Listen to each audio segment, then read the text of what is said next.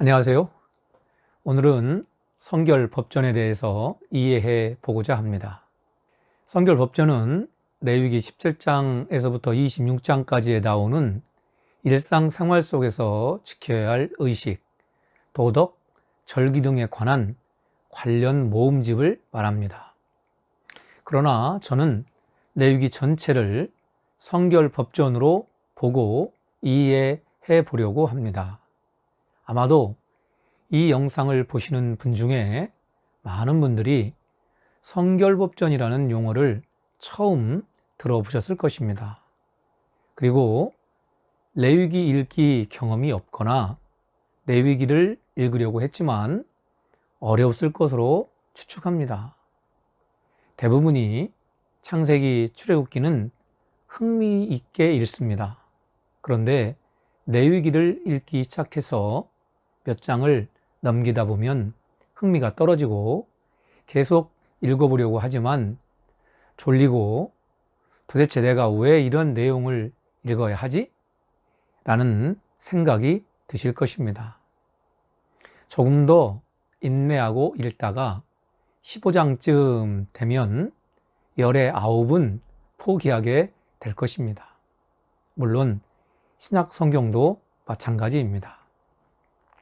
산부인과 족보책 같은 마태복음, 웹툰이나 판타지 내용에서나 나올 것 같은 요한계시록을 대하게 될 것입니다. 하지만 레위기나 계시록 내용도 하나님의 역사를 이해하기 위해서 꼭 필요합니다. 나아가 레위기가 대단히 중요한 또 다른 이유가 있습니다. 그것은 예수님이 복음서에서 하신 말씀을 이해하고자 할 때 더 잘 깨닫기 위해서 레위기 공부를 해야 합니다. 예수님은 자신의 복음을 위한 삶의 시작이 모든 사람에게 새로운 빛을 주시는 새로운 해가 된다고 말씀합니다. 누가복음 4장 18절로 19절에 보면 이런 말씀이 나오죠. 주의 성령이 내게 임하였으니 이는 가난한 자에게 복음을 전하게 하시려고 내게 기름을 부으시고 나를 보내사 포로된 자에게 자유를, 눈먼 자에게 다시 보게 함을 전파하며 눌린 자를 자유케 하고 19절에는 주의 은혜의 해를 전파하게 하려 하심이라 하였더라. 이 말씀의 배경은 레위기 25장의 신년입니다. 또한 내 이웃을 내 몸과 같이 사랑하라. 마태복음 22장 37절로 39절에 나오는 말씀인데요. 이 말씀은 레위기 19장 19절에 나오는 말씀을 인용하신 것입니다. 원수를 갚지 말며 동포를 원망하지 말며 이웃 사랑하기를 내 몸과 같이 하라. 나는 여호와니라. 이 말씀을 예수님께서 가져오셔서 하신 것입니다.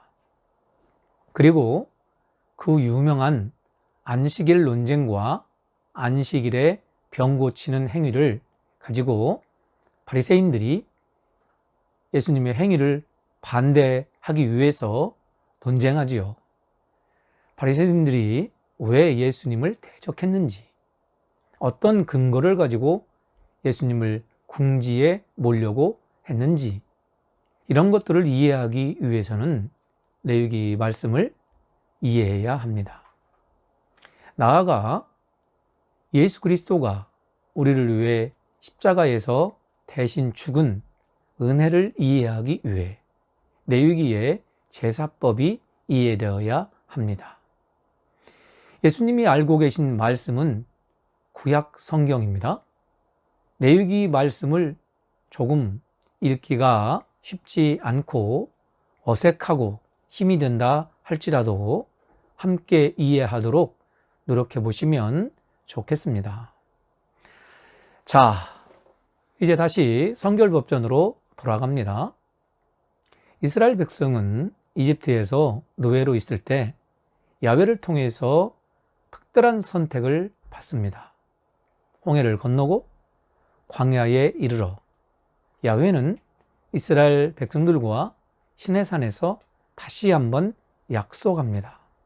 이것이 너희는 내 백성이라는 시내산 언약입니다.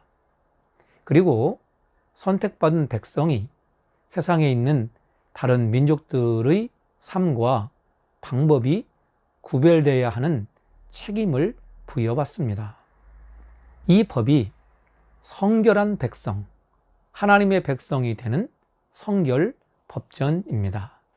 성결법전에는 인간의 죄를 해결하기 위해 동물을 인간 대신 희생시켜 야훼 하나님과 하나가 되는 제사 제도와 방법을 제시합니다.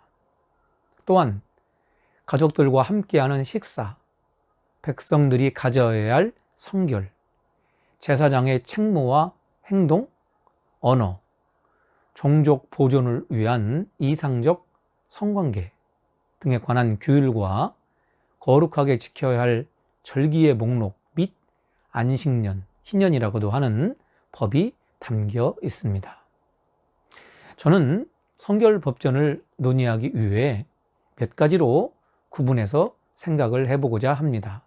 첫째로는 하나님의 백성의 거룩함을 유지하는 근원적 방법이 무엇인가? 둘째로는 정결한 개인을 위한 성결법은 무엇인가? 셋째로는 공동체 성결을 위한 구체적 실제는 무엇인가? 넷째로는 거룩한 사회를 위한 사회적 시스템은 무엇인가입니다. 이런 네 가지 접근 방법 중에서 오늘 첫 번째, 거룩한 백성이 되는 방법이 무엇일까요? 감사와 회개입니다.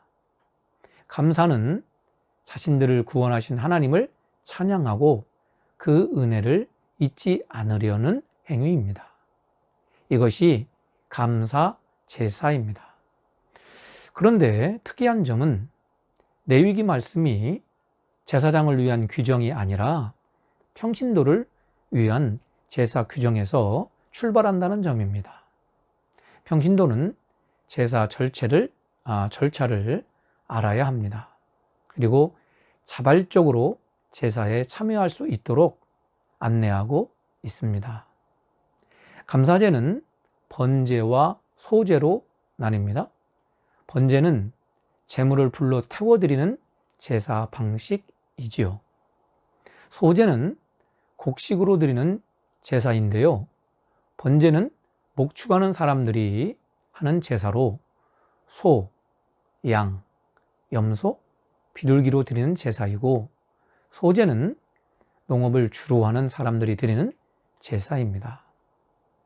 어떤 제물을 드려 감사하든지 각자의 경제적 여건에 맞는 제물을 선택해서 하나님께 드리면 됩니다.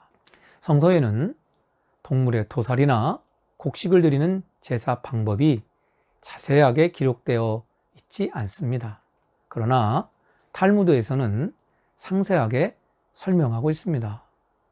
중요한 것은 도살하는 칼이 날카롭고 흠이 없어야 하며 도살하는 동작이 재빠르고 중단 없이 시행되어야 한다고 말합니다. 이것은 동물의 고통을 최소화하고 피를 신속하게 채취하려는 것입니다. 소제로 드린 곡식은 농업에 종사하는 사람들이 정성을 담아 생명력이 가득한 것으로 드리는 제사입니다. 소제를 드릴 때는 반드시 소금이 들어가야 합니다.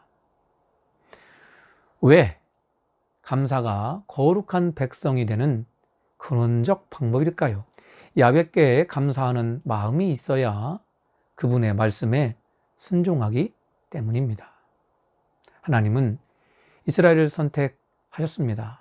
그리고 그 백성과 언약을 맺으셨습니다. 이제 야훼는 하늘 위에서만 계시지 않고 이스라엘 백성이 있는 땅으로 내려오셔서 광야의 성스러운 텐트에 임재하십니다. 이 텐트를 성막이라고 성서는 말하고 있지요.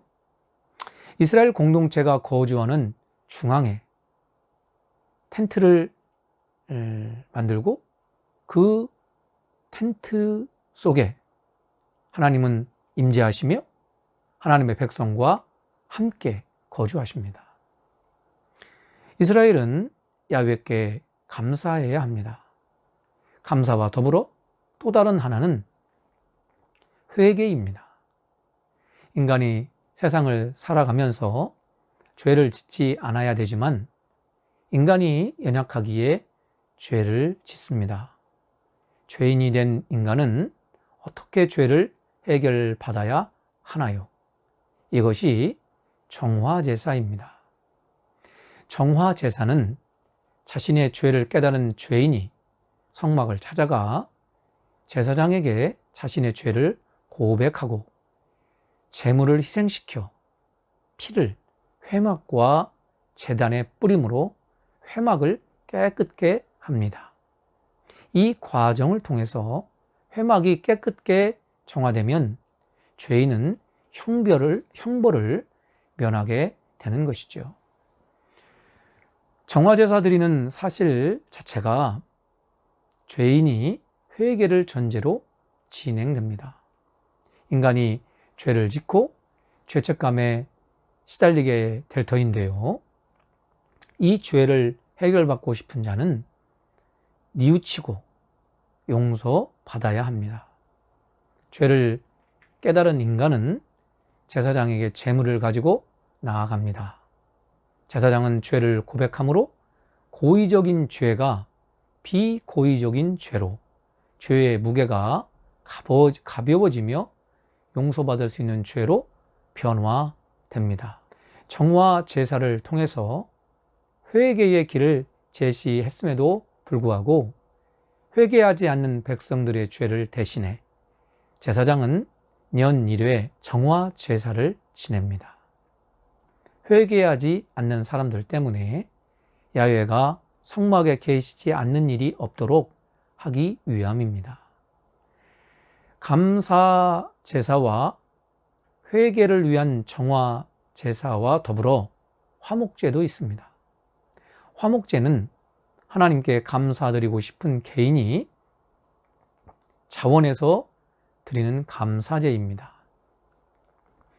짐승을 잡아 드리는 희생제라는 점에서는 번제와 비슷하지만 번제의 경우에는 제물 전체를 하나님께 불태워 드리는 데 비해서 화목제의 경우는 기름만 하나님께 불태워 드리고 나머지 고기는 드리는 사람과 그 이웃이 함께 나누어 먹는다는 점에서 다릅니다.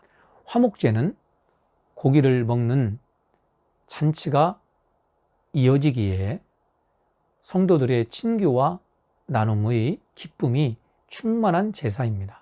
이 제사는 죄의 문제를 해결하는 제사는 아닙니다. 따라서 죄 지은 사람이 화목제를 드린다고 해서 저지른 죄가 없어지는 의미는 아닌 것이 됩니다. 중요한 것은 성도의 교제를 하나님께서 제사하는 수준에까지 끌어올리는 의미가 중요합니다. 그리고 특이한 것이 화목제물은 이틀 안에 모두 소진시켜야 한다는 것이죠. 오늘 영상을 요약하겠습니다. 하나님의 백성으로 선택받은 개인과 공동체는 이 세상의 모든 사람과 공동체와는 달라야 합니다. 이것을 이루기 위한 것이 성결법입니다. 그 방법이 레위기에 자세하게 제시되고 있습니다.